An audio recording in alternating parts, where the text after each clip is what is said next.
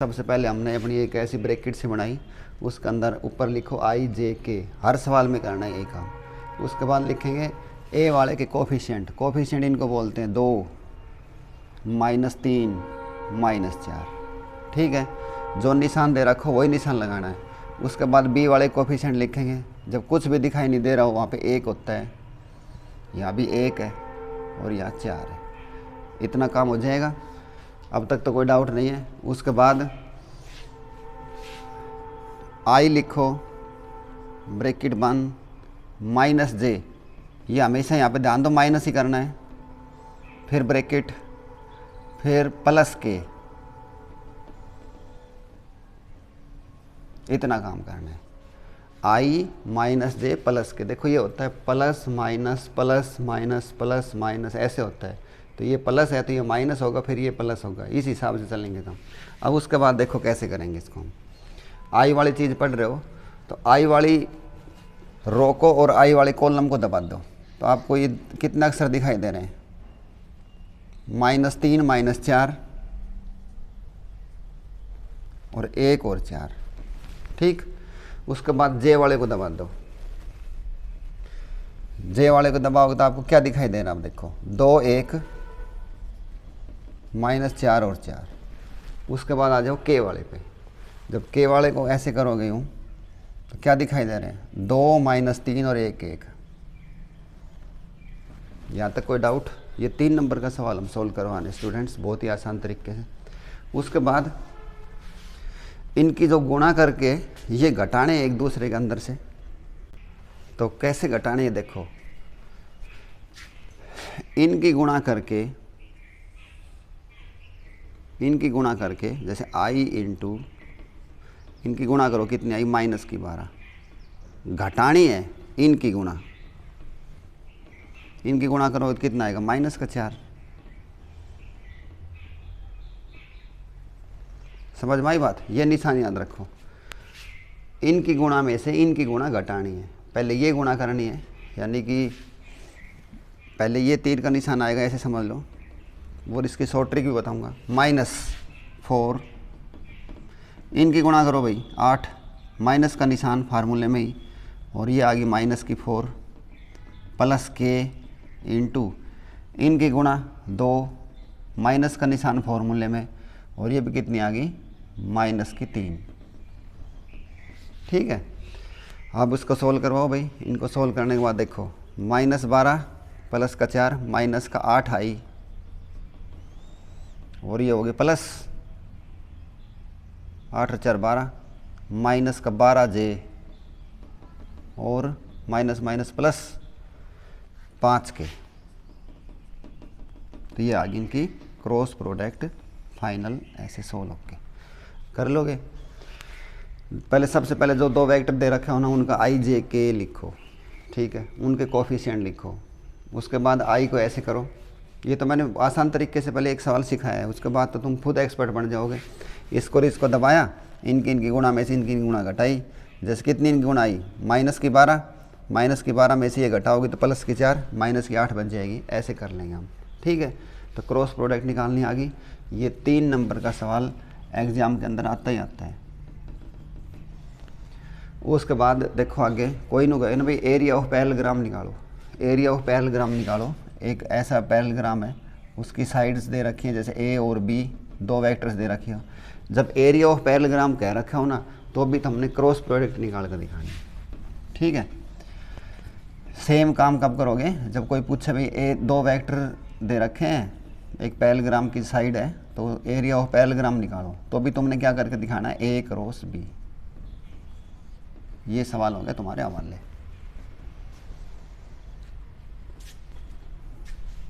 उसके बाद आ जाओ भाई नेक्स्ट, डॉट प्रोडक्ट कैसे निकालेंगे। डॉट का मतलब डॉट। इनके अंदर स्टूडेंट्स ये वाला काम नहीं करना, ये बहुत ही आसान होती है। इसमें हम याद करेंगे, देखो i j और k। i की i के साथ गुणा 1 होती है, j की j के साथ 1 होती है, k की k के साथ। और जैसे भी पक्षी पार्टी आ गई, जैसे i की और j की, ये कितनी हो जाएगी? 0। जे और के की ये भी 0, और के और आई की ये भी क्या हो जाती है, जीरो। क्यों हो जाती है जीरो ये भी बताते हैं, क्योंकि डॉट प्रोडक्ट का फार्मूला होता है A dot B is equal to A B cos theta.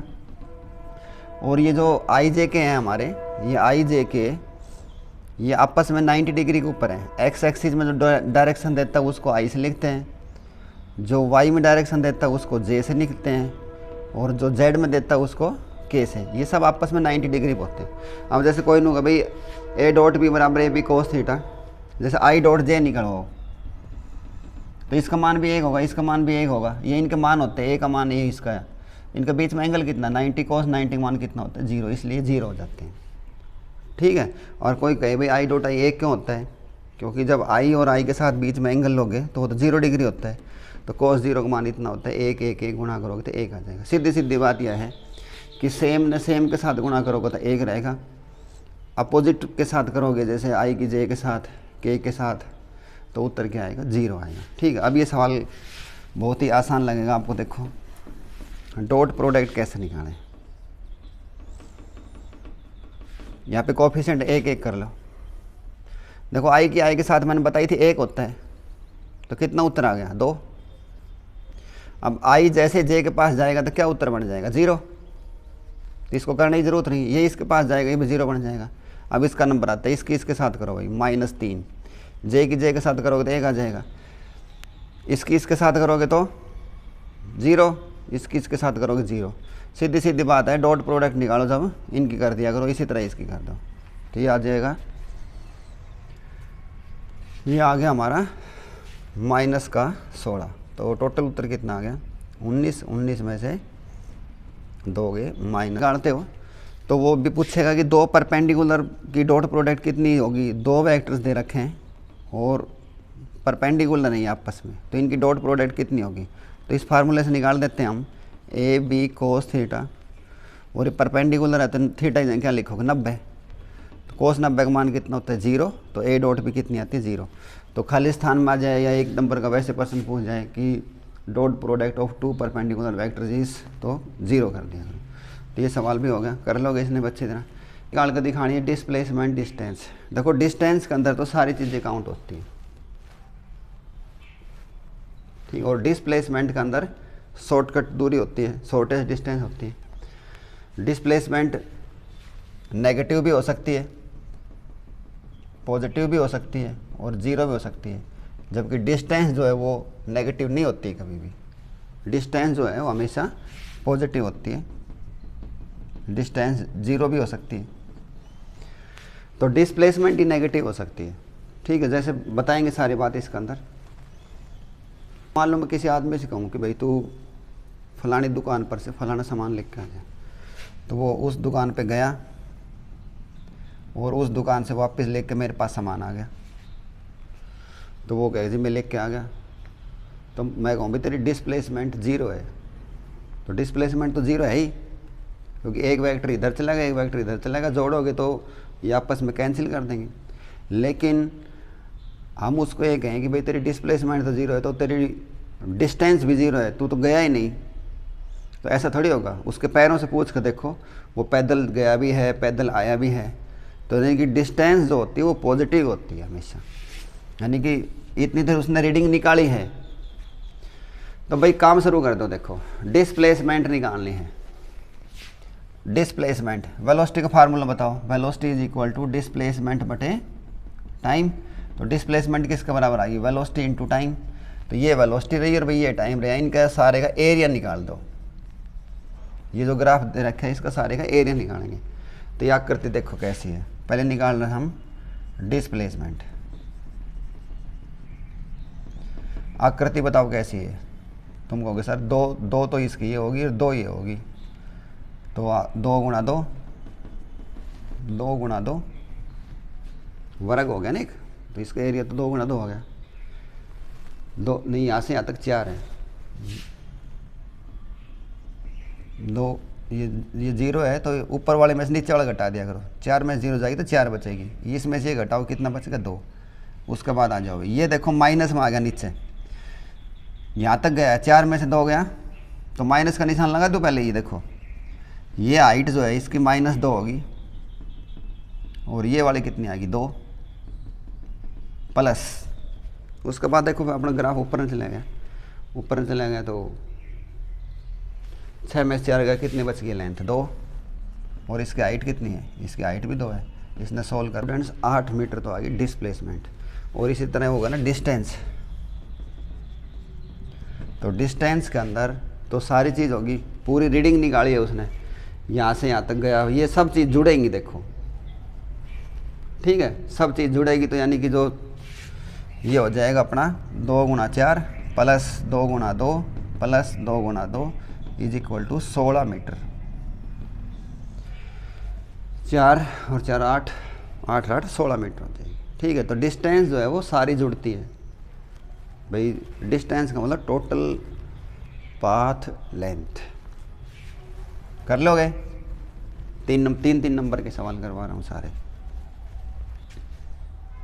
उसके बाद आ जाओ इसमें, ये सवाल है लास्ट वाला सारा, इसके अंदर भी वही वेलोसिटी टाइम दे रखा है, डिस्प्लेसमेंट निकाल कर दिखानी। तो डिस्प्लेसमेंट का फार्मूला, इसका एरिया बताओ कितना हुआ।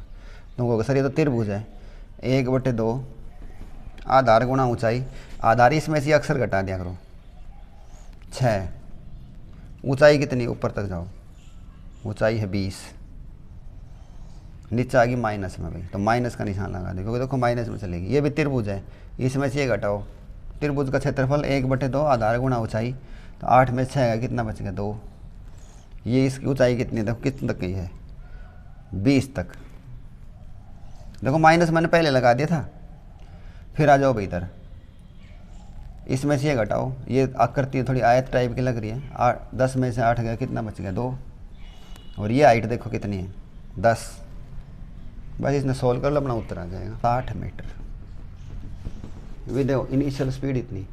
ये प्रोजेक्टाइल का सवाल है, projectile anything throne into space which moves under gravity only. यहाँ पे एक फुटबॉल रखी थी, उसको यहाँ पे किक मारी गई है इनिशियल वेलोसिटी से 20 मीटर पर सेकंड की रफ्तार से, और एंगल कितना था 30 डिग्री। तो यहाँ पे हमने 3 चीज़ निकाल कर दिखानी है, time of flight, horizontal range, इसको बोलते हैं हॉरिजेंटल रेंज, यहाँ से यहाँ तक। जैसे बालक कूदा करे ना ऊंची कूद में भी, जैसे उधर रोक के फिर एकदम कूदा करे, तो वो जो ज़मीन वाली जो चीज़ है उसको हॉरिजेंटल रेंज बोलते हैं। इसको हम बोलते हैं मैक्सिमम हाइट, ये वाली। तो 3 चीज़ निकालनी भाई, सीधी सीधी बात है, तीनों का फार्मूला याद होना चाहिए। तो टाइम ऑफ फ्लाइट का फार्मूला होगा T = 2u sin θ/g। Horizontal का रेंज का फार्मूला होता है, इसको R से अक्सर से लिख देता हूँ या HR लिख देता हूँ। Horizontal range = u² sin 2θ/g, ठीक है।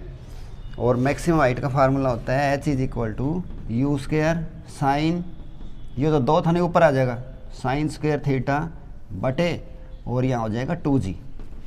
और सब का मान धर दो, सब का मान रखो, सवाल आएगा देखो फटाफट। 2 u का मान कितना दे रखा है 20, साइन 30/, g का मान 10 लेना है। इस सवाल के अंदर g का मान हम लेंगे 10 लेंगे, तो 10 लोगे तो काट दो भाई। साइन 30 का मान कितना होता है 1/2, तो 2 × 20 × 1/2/10, 10 दूनी 20, कितना आ गया 2 सेकंड। 3 नंबर का सवाल ये करवा रहा हूँ। नेक्स्ट इसी तरह आ जाओ, इसके अंदर भी मान रख लो भाई, 20² साइन 60 का मान कितना होता है √3/2, और नीचे 2 × g यानी कि 20, g का मान 10 लिख दिया, इसने खुद सोल्व करो। इसी तरह एक ये भी ले लेते हैं भाई, u² sin² θ/2g, 2g, तो यानी कि 20 का स्क्वायर साइन² थीटा, साइन 30 का मान कितना होता है 1/2, और 1/2 का स्क्वायर करो कितना हो जाएगा 1/4, 2, और जी का मान कितना है 10। इसने भी करवाओ भाई, इसको तो कर ही देते हैं। ये आएगा 400/40 दूनी 80, 5 मीटर।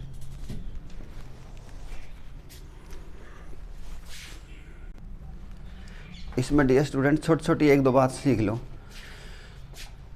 कि कितने एंगल फेंके वो सबसे दूर जाकर फिर गिरे। तो ओरिजेंटल रेंज देखो साइन 2 थीटा होती है, तो साइन 90 ही सबसे बड़ा होता है, तो यहाँ पे 45 आएगा। तो किसी चीज़ को हम 45 डिग्री के ऊपर फेंकेंगे ना तो वो सबसे दूर जाकर गिरेगी। समझ में आ गई। एक ये आता है पर्सन एक नंबर में कि मैक्सिमम ओरिजेंटल रेंज कितने एंगल के ऊपर होगी, 45 है, क्योंकि 45 दूनी 90 होना होता है और साइन 90 का मान सबसे बड़ा होता है। एक तो ये बात होगी भी। और ये होगी अपनी मैक्सिमम हाइट। मैक्सिमम हाइट के ऊपर वेलोसिटी कितनी हो जाती है, 0। तो भाई ये ऐसे आज जो मैंने काम करवाया है ना, ये कम से कम आपका 5 से 8 नंबर काम करवाया है। ऐसे ही सवालों करो और तैयार करो notes. Thanks, have a good day.